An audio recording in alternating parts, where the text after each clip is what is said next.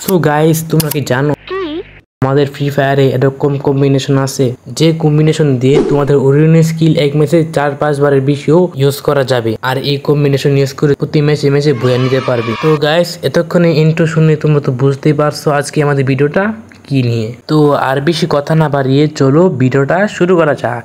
তো গাইস, শুরুতেই বলে দিই, এটা কিন্তু আমাদের সিরিয়াস র্যাঙ্কের ক্যারেক্টার কম্বিনেশন। আরে হ্যাঁ, আমার ভয়েসে একটু সমস্যা হতে পারে, কেননা আমার ডিভাইসটি একটু খারাপ। এটা কিন্তু তোমরা খেয়াল করো না, আমি কি বলছি সেটা তোমরা বুঝতে পারলেই চলবে। সো তোমরা ভয়েসের কারণে প্যারা নিও না।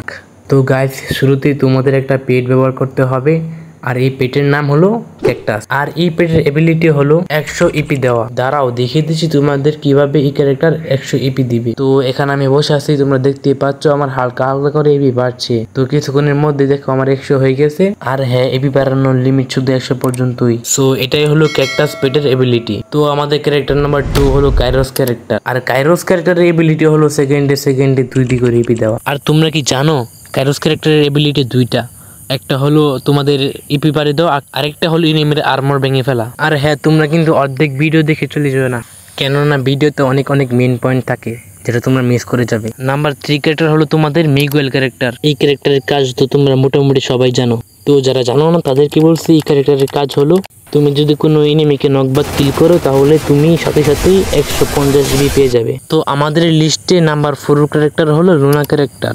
আর লুনা ক্যারেক্টারের এবিলিটি হলো তোমাদের ফ্রি ফায়ারের যে কোনো গানের মানে তোমাদের বুলেট বের হওয়ার স্পিড বাড়িয়ে দিবে। আর আরেকটা কথা, আর তোমরা ম্যাচে অবশ্যই শর্ট গান, ম্যাক্স 7, ট্রোগন এই 3টা গান ইউজ করবে, কেননা লোনা ক্যারেক্টার লাগালে গানের রেট অফ ফায়ার ইনক্রিজ হয়। আর এই 3টা গান দিয়ে এনিমিকে বুড়ি শটে মারা অনেক সহজ।